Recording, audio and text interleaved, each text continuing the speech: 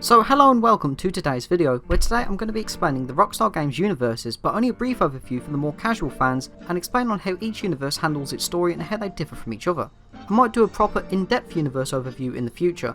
Now the main series I'm going to be covering in this video are Grand Theft Auto, Buddy and Red Dead. I'm unable to cover Manhunt because of how rare the second game is to find here in the UK, and Max Payne and LA Noire aren't exactly Rockstar Games as they were made by other companies but Rockstar acquired the rights later on. So let's get on with it.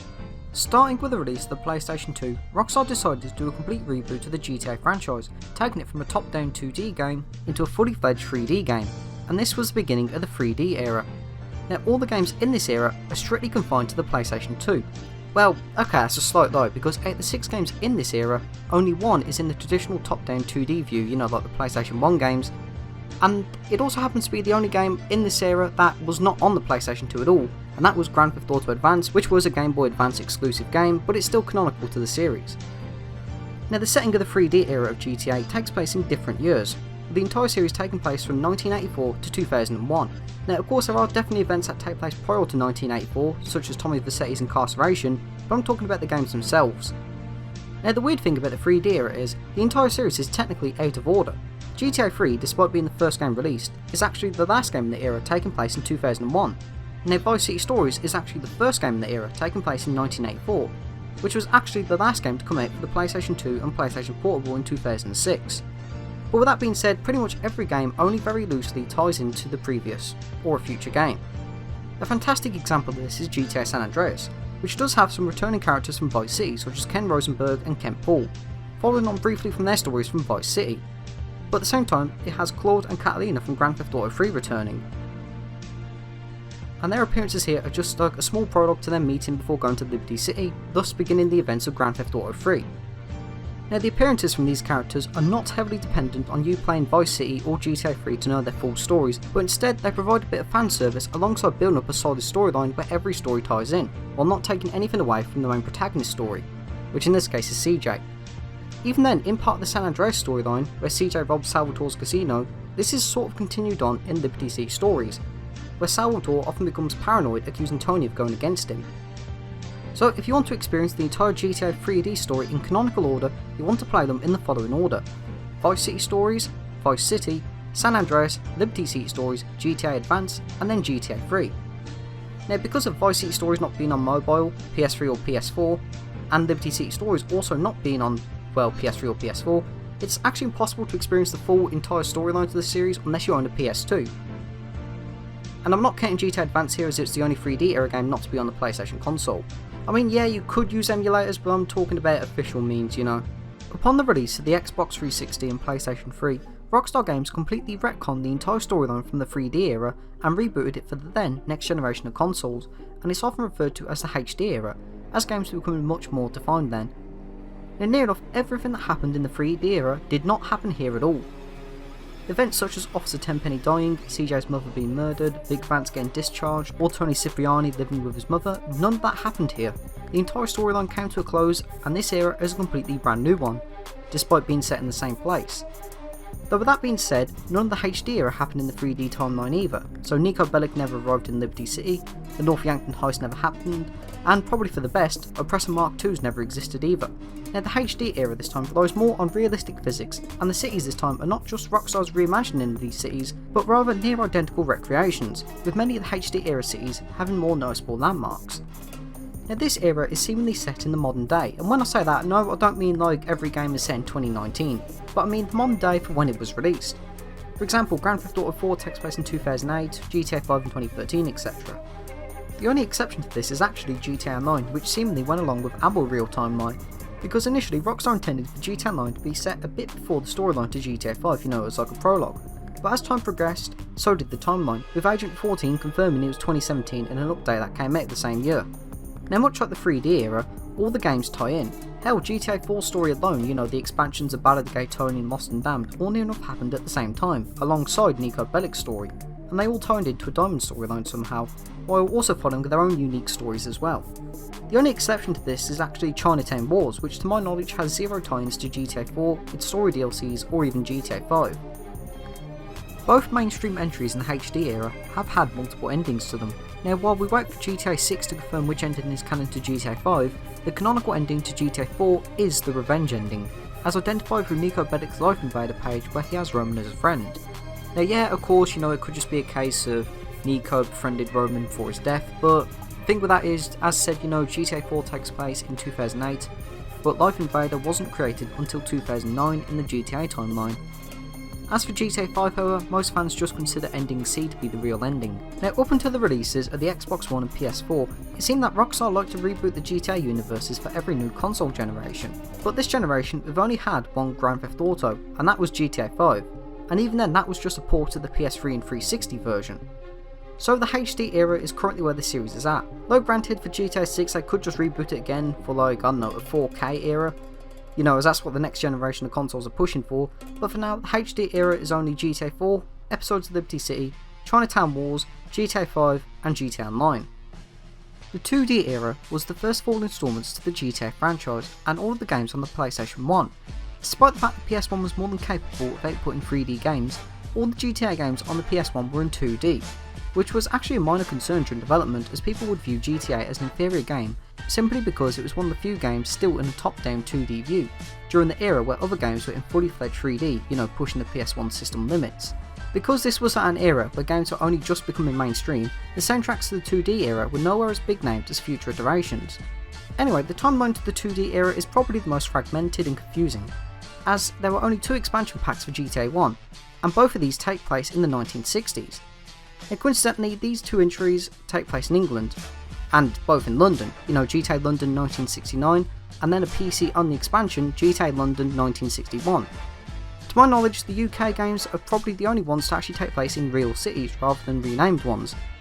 And no, even in these real cities, the cities are still Rockstar's own reimagining of London. And also in GTA London 1961 you do have Manchester as a multiplayer map. Now as for the story, the 2D era aside from GTA 2 allows you to pick and choose your own protagonist. So you're not just stuck with one, you have multiple to choose from. Now because of this, GTA 1 has very little ties into GTA 2, but the mini London series do link into each other, with 1961 being a bit of a prologue. Well, prequel should I say. Now the first GTA game does take place in 1997. GTA 2 however, it's a bit ambiguous as this could either be 1999 or 2013 and it's never officially specified. This is simply because of Anywhere City, which seems to be a retro but at the same time futuristic metropolis. So the time period where it takes place is really unknown. Now aside from England, Anywhere City is the only place not to actually be revisited, remade or even mentioned in the 3D era or HD era. Now while the UK makes more sense not to revisit, given our strong anti-gun laws with GTA's heavy gunplay, it's really unknown why Anywhere City has been completely forgotten about. I'd probably say that the 2D universe of GTA is the most confusing, the most messy, and it's probably why Rockstar rebooted it with the release of Grand Theft Auto 3. Now, of every series on this list, Bully is the only game that is, well, a single game that has been re-released about 4 times now. Not an actual series. Yet, anyway. Now, first of all, the timeline for Bully is an extremely ambiguous one, as unlike most other Rockstar games, there is no official mention to when Bully takes place. All we know is that it takes place over the course of a year. Though that being said, some promo material for the game says it takes place in autumn 2006 and going into summer 2007. Though throughout the game's story we also do get to see some holidays taking place, such as Halloween and Christmas. Now Bully's universe is a bit messy, as there are hints to it possibly existing in the Grand Theft Auto universe, as there are cars from GTA Vice City that make an outright appearance, alongside Borth Academy actually being mentioned in a TV show in Grand Theft Auto 4, where a girl on the show I'm Rich says she attended the academy. So this at least confirms Borth as a place does exist in the GTA universe, but whether the events of Bully happened in that universe is still up for debate. However, with that being said, in the only Bully game we do have, there are mentions of real places, and one definitive one is a PA announcement by Miss Danvers who specifically mentions New York. Now as we know, New York City in the GTA universe is Liberty City. So it seems like, well, our in-game universe at least, is definitely not connected to Grand Theft Autos in any way. So Bully's universe seems to be just on its own, but we definitely need a sequel so we can develop that universe a lot more. But a while back, Bully 2's story information was leaked by a former employee who said the sequel would have taken place following on from the events of the first game, with Jimmy as our main character again, and the story would have revolved around Jimmy sort of moving into his dad's new massive house and that. Now nothing too big was actually leaked, but then again this game was cancelled. Now rumours do state that a Bully sequel is happening next, but it's really unknown if they're true or not. But if they are true, are Rockstar going to carry on with the original story they had planned, or are they just going to completely reboot it? For all we know, they could even make something akin to GTA 4 where we only get like 1 or 2 cameo appearances to sort of, I think Buddy 1 and Buddy 2 together, or if they'll just completely retcon Buddy 1 and do a reboot. I guess only time will tell that one, however. Now, Red Dead's universe is also a bit of a weird one because we have 4 entries in the series, yet only 2 are actually canonical. Red Dead Revolver, despite being the first game, seemingly has 0 connections to the rest of the games in the franchise. Well, okay, a few characters from Revolver do appear in the multiplayer portion of Red Dead Redemption 1, which that is definitely not canonical either. I mean, in multiplayer we can have Zombie John Marston, Dutch Van der Linde and a grown-up Jack Marston all hanging around. Now, speaking of that, Undead Nightmare is definitely not canonical to the series either, but the events that lead up to Undead Nightmare possibly are, as John is with his family, so it definitely hints that this is after the death of Dutch, so he's reunited with his family. But there are some events that take place in Undead Nightmare that conflict with the regular story's timeline, confirming that this DLC is not canonical in any way, shape or form. These events include John killing Uncle and Nastas seemingly being alive in Blackwater prior to the breakout, despite being killed before Dutch had actually died, among others. Now, much like the 3D era, Rockstar is seemingly beginning with the ending first and working backwards, as Red Dead Redemption 1 is actually the ending to the series and Red Dead Redemption 2 is the prequel. Now, the timeline of when events take place is extremely clear, as the game does take place in 1899 following a bank robbery gone wrong in Blackwater. Now, the main game also ends in 1899, but the epilogue takes place in 1907, essentially leading up to the events of Red Dead Redemption 1, as well as bridging the gap between both games and tying up some loose ends. Now, the first Red Dead Redemption actually takes place in 1911, following the Marstons' arrest by the Bureau, and the epilogue takes place in 1914. But because of this, there are definitely a few plot inconsistencies, a bit more so than the 3D era GTA games, namely with how John Marston was close to Arthur, Sadie and Charles, yet in Red Dead Redemption 1 they're nowhere to be seen or ever mentioned by him. But with that being said, Red Dead Redemption 2 did a fantastic job of building off of what John said from the first Red Dead. So because of this, if you do play Red Dead Redemption 2 and then play Red Dead Redemption 1, it can be a bit jarring when John never brings up the names of his closest friends. Either way, the entire series does come to an end in 1914, around 3 years after John's death, with Jack Marston enacting revenge by killing Edgar Ross. Now, it's very unlikely that a third Red Dead will take place in 1915 or later, as the entire series is seemingly about the end of the Wild Western era, and by the time the epilogue of the first Redemption game happens, World War I has already broken out in Europe. But given how Red Dead Redemption 2 begins with a failed bank robbery, it's entirely possible another prequel could happen which shows the lead up to the failed Blackwater heist. As for Red Dead Online, that timeline actually takes place before the events of Red Dead Redemption 2 in 1898. So going off this and GTA Online, we could probably expect Buddy 2 or GTA 6's online mode to take place before the story. So that's really it for today's video. I hope you enjoyed and I hope to see you all at the next one.